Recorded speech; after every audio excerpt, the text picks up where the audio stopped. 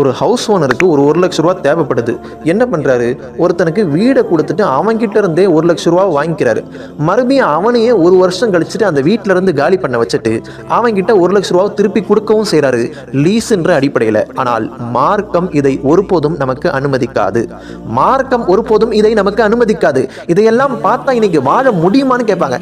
வாழவும் தேவையில்லை. காரணம், நரகத்தில் ஆக மோசமான தட்டிலே வீசப்படுவார்கள். அன்பார்ந்த அல்லாஹ்வின் நல்லடியார்களே, ஒருவேளை உங்களுடைய பொருளாதாரங்களில், உங்களுடைய உணவுகளில் ஹராம்கள் கலந்திருந்தால் எந்த விதமான சந்தேகமும் கிடையாது. நீ என்னதான் அழுது அழுது அல்லாஹ்விடம் துஆவை கேட்டாலும் அது அல்லாஹ்வால் ஏற்றுக்கொள்ளப்படாது. ஒருவேளை நம்மளுடைய உணவுகளில், நம்மளுடைய காசு பணங்களில் ஹராம்கள் கலந்திருந்தால் எந்த விதமான அமல்களும் ஏற்றுக்கொள்ளப்படாது. அன்பார்ந்த அல்லாஹ்வின் நல்லடியார்களே, எல்லாம் வல்ல அல்லாஹ் மோசமான வட்டி, லீஸ் போன்ற எல்லா விதமான ஹராம்களிலும் இருந்து நம் அனைவரையும் பாதுகாத்து ஹலாலிலே வாழக்கூடிய தௌஃபீக்கை நம் அனைவருக்கும் தந்தருள்வானாக.